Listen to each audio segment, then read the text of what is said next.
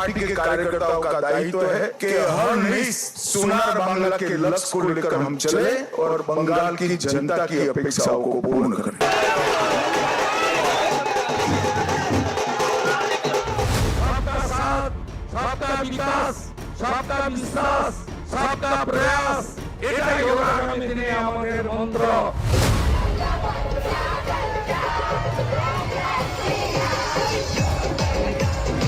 BJP की तरफ से बंगाल की सत्ता का अधिकारी तय हो गया है और अब शपथ ग्रहण की महातैयारी शुरू हो चुकी है। लेकिन आज हम आपको भारतीय जनता पार्टी के बंगाल विजय का एक्स फैक्टर समझाने वाले हैं। चुनाव दर चुनाव टीएमसी के नेता कहते थे कि हमारी गिनती 30% से शुरू होती है। सीधा इशारा वोट बैंक की तरफ होता था। लेकिन इस बार बीजेपी ने अपने सबसे मजबूत एजेंडा यानी हिंदुत्व पर बंगाल की पूरी ताकत झोंक दी। मुझे हिंदू, सिख, जैन, बुद्धिस्ट लोग ने आशीर्वाद देकर जिताया। ये जीत हिंदुत्व का जीत है, ये जीत बंगाल का जीत है। पश्चिम बंगाल में पिछले जो आज़ादी के बाद 47 साल के बाद पहली बार कोई हिंदू हृदय सम्राट बनने वाला है सीएम। नया सूर्योदय होगा बंगाल में।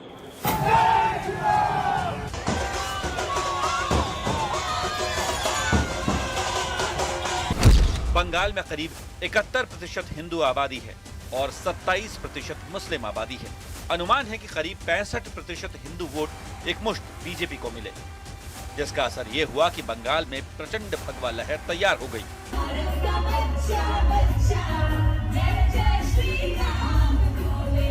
बंगाल ने तो ये भी सिद्ध कर दिया है कि जो हिंदू हित की बात करेगा वही देश पर राज करेगा, और हिंदू हितों के विरोध में जाओगे तो आपका वही हाल होगा जो कि अफजल खान का हुआ था, जो कि ममता बनर्जी का हुआ। दूसरी तरफ टीएमसी और कांग्रेस जैसी पार्टियों पर तुष्टीकरण की स्टैंप और गहरी हो गई। टीएमसी ने इस बार बंगाल में 47 मुस्लिम कैंडिडेट उतारे थे और कांग्रेस ने 70, जबकि बीजेपी ने किसी मुस्लिम उम्मीदवार को टिकट नहीं दिया।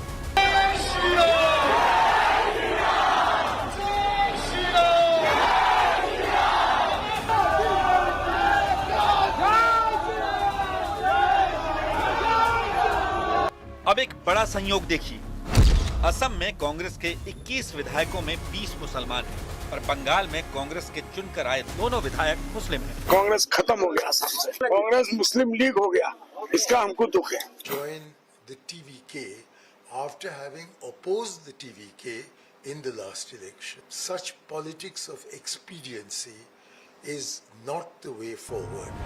तो आज का सबसे बड़ा सवाल है कि क्या हिंदुत्व को इग्नोर करना और कोसना विपक्ष पर भारी पड़ा है?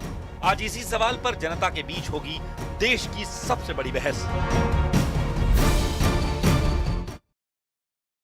जोरदार तालियों के साथ अभिनंदन करिए हमारे मेहमानों का। प्रदीप भंडारी, भारतीय जनता पार्टी के प्रवक्ता नेता, मेरे साथ है दीपक झा, प्रवक्ता कांग्रेस पार्टी के नेता। अभिनंदन है, योगा टीचर भी है ये, आज इनको बड़ी शांति की जरूरत पड़ेगी।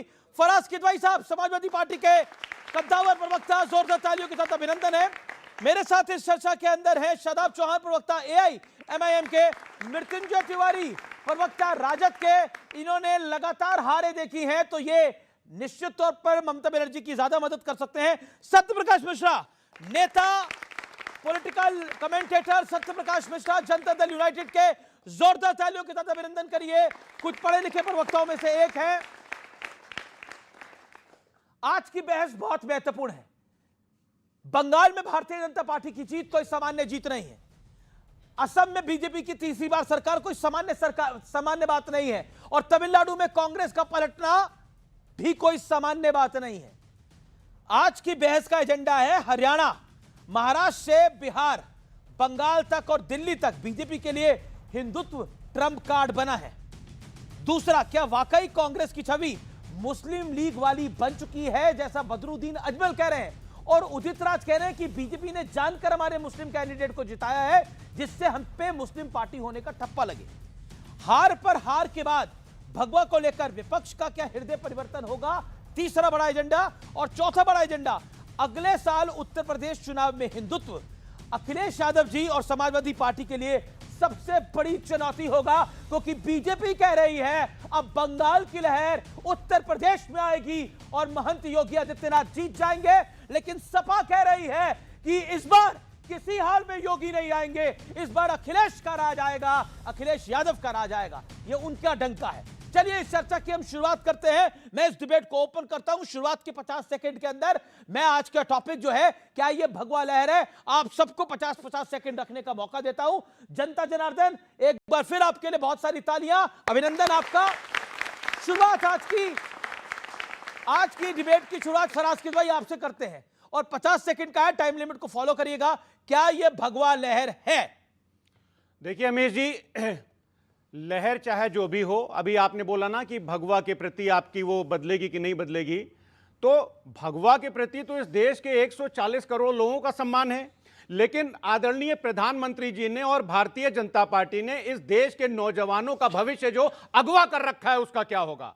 मैं बोल रहा हूं, यहां पर इतने सारे नौजवान बैठे हुए हैं, इन नौजवानों को आदरणीय प्रधानमंत्री जी ने वादा किया था कि वो 1 करोड़ इंटर्नशिप स्कीम देंगे। अगले 5 सालों में कितनी दी गई? इन्होंने इंटर्नशिप स्कीम प्रधानमंत्री जी ने और भारतीय जनता पार्टी ने अगवा की कि नहीं की? मैं ये पूछना चाहता हूं कि आज इस देश के में जो बेरोजगार हैं उसमें 65% ग्रेजुएट्स हैं। इन बच्चों के भविष्य को अगवा कर रहे हैं प्रधानमंत्री जी ने कि नहीं कर रहे हैं? आज इस देश के आईआईटीज में 5 आईआईटी में 5 जो बच्चे निकलते हैं उनमें 2 को नौकरी नहीं मिलती है। इस देश के बच्चे के भविष्य को अगवा कर रही है भारतीय जनता पार्टी की नहीं कर रही है। मैं पूछना चाहता हूं, पिछले 7 सालों में 70 बार पेपर लीक हुए, 70 बार पेपर लीक हुए। अमीश जी बताइए, आदरणीय प्रधानमंत्री जी, पेपर लीक करके आप छात्रों के भविष्य को अगवा कर रहे हैं कि नहीं कर रहे हैं? एक 2 पंक्ति सुनाऊंगा बस।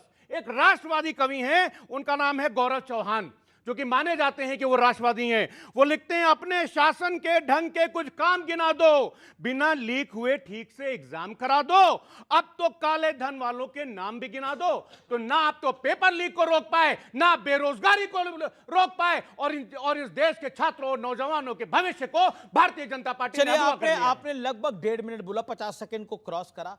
चलिए, पेपर लीक की आप कह रहे हैं, आप पेपर लीक ना हो, ये सब कुछ लीक ना हो, लेकिन आपके हाथ से जो चुनाव बार बार आप हार रहे हैं उस पर आप कुछ नहीं बोला। टॉपिक पर आपने अपने 1.5 मिनट में कुछ नहीं बोला। मैं फिर आता हूं इसी विषय पर, क्या ये भगवा लहर है? शादाब चौहान, अब आपकी बारी है। नहीं, निश्चित अगर भारतीय जनता पार्टी जीत रही है तो कहीं ना कहीं उनका लाभ है, और उसमें नाकामी है विपक्ष की। चाहे वो बंगाल हो, आसाम हो, इनका अपना वोट बैंक भाग चुका है। इसीलिए बैरिस्टर ओवैसी साहब ने कहा था कि जो दल ये सेकुलर बनते थे, इनके पास अपना वोट बैंक जो था वो भाग चुका है। सिर्फ मुस्लिम वोटों के सहारे ये राजनीति करना चाहते हैं। और बंगाल और आसाम ने उत्तर प्रदेश के मुसलमानों को आईना दिखाया है कि अखिलेश यादव जी के पास अपना वोट बैंक नहीं है, और मुसलमान अपना पॉलिटिकल रिप्रेजेंटेशन की लड़ाई लड़ रहा है, और आने वाले चुनाव में इसको प्रमाणित किया जाएगा। और मैं कहूंगा कि भगवा लहर नहीं, भारत के लिए तिरंगा लहर की आवश्यकता है, जिसमें नौजवानों को रोजगार हो, गरीबों की मदद हो, और महिलाओं के बलात्कार जिस दिन रुक जाएंगे हम उस लहर का सम्मान करेंगे। ये स्पष्ट। और आखिरी बात, समाजवादी पार्टी और बीजेपी, ये दोनों के दोनों हु इज बेटर हिंदू की लड़ाई लड़ रहे हैं, सॉफ्ट हिंदुत्व पर। वो भी मंदिर बनवा रहे हैं, अखिलेश जी भी मंदिर बनवा रहे हैं, दोनों में कोई फर्क नहीं है। ठीक है, मैं रुक करता हूं अब प्रदीप भंडारी का। प्रदीप भंडारी, ये भगवा लहर है? क्योंकि आप लोग कह रहे हैं कि ये भारत का बच्चा जय जय श्री राम बोलेगा, वहां पब्लिक बोल रही है।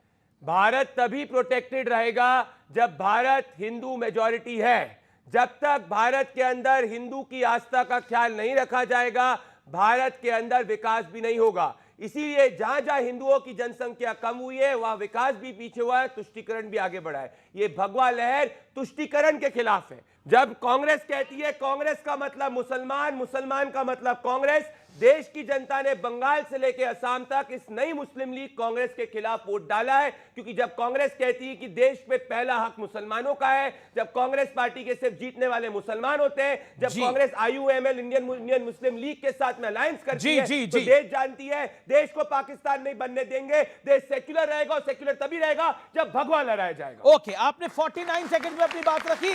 दीपक झा, आपकी बारी है। Your time starts now. क्या यह भगवा लहर है और कांग्रेस नई मुस्लिम लीग है, जैसा बदरुद्दीन अजमल से लेकर कई नेता कह रहे हैं? प्रधानमंत्री मोदी भी कह चुके हैं। 50 सेकंड आपके। देखिए, जैसा भाजपा का चरित्र है झूठ बोलना, यहाँ पे इन्होंने झूठ से शुरुआत किया। इन्होंने कहा कि देश पे पहला अधिकार मुस्लिमों का है। ऐसा कोई बात नहीं कहा गया था। जो पिछड़े हैं उनका अधिकार की बात कही गई थी। वसुदेव सुतम देवम कंस चारूढ़ मर्दनम देवकी परमानंदम कृष्णम वंदे जगत गुरुम। राम के अलावा यहाँ कृष्ण भी हैं, दुर्गा भी हैं, काली भी हैं, सीता भी हैं। सब हमारे संस्कृति के, सनातन के प्रतीक हैं और हमें सब पे गौरवान्वित होते हैं। अगर भाजपा प्रवक्ता से यहाँ पे हिंदी में 12 महीनों के नाम पूछ दोगे आप, इनको नहीं आएंगे। इनको 12 ज्योतिर्लिंगों के नाम पूछ दोगे, इनको नहीं पता होते भाजपाइयों को। तो ये इनका जैसे बगुला होता है ना, हंस मध्यो बको यदा, हंस के बीच में अगर बगुला बैठा हुआ है शांति से, तब तक तो इनको ठीक है, ये गूगल करके नहीं बताएंगे।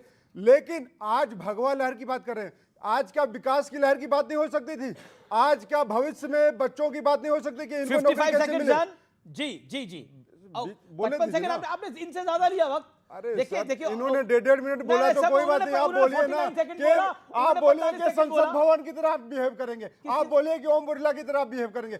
एक आपसे तो उम्मीद है। ये टाइम कितना हो रहा है? देखिए, ओम बिरला मुझे बोला गया, ओम बिरला तो बहुत बड़े आदमी है। देखिए कितना टाइम हो रहा है?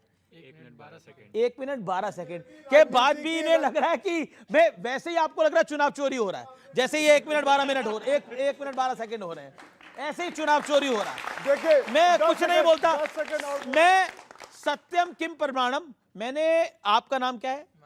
हिमांशु ओझा जी को दिखाया। कितना टाइम हो गया?